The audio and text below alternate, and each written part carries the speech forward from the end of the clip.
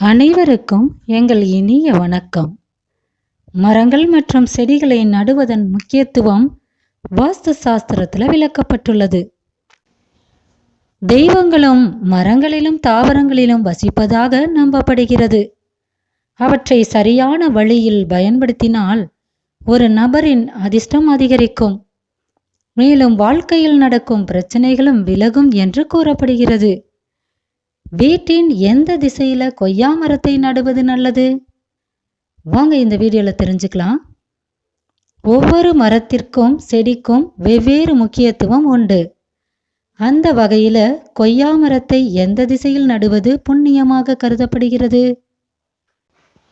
வாஸ்துப்படி கிழக்கு திசையில கொய்யா மரத்தை நடுவது மங்களகரமானதாக கருதப்படுகிறது.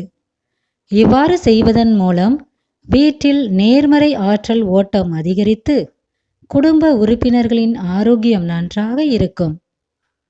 அது மட்டுமின்றி வடகிழக்கு திசையில கொய்யா மரத்தை நடுவதும் மங்களகரமானதாக கருதப்படுகிறது.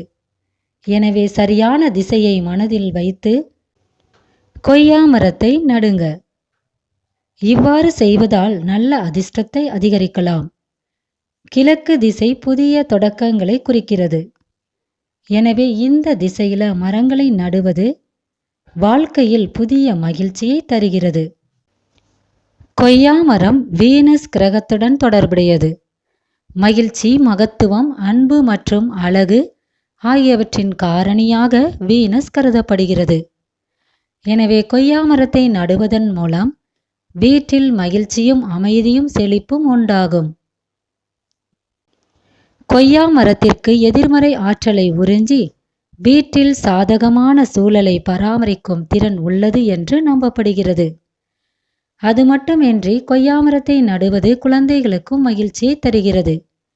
எனவே நீங்கள் கொய்யா மரத்தை உங்கள் வீட்டில் சரியான திசையில் வைத்து நல்ல பலனை பெறுங்க. மரம் வளர்ப்போம், மனிதம் காப்போம். நன்றி.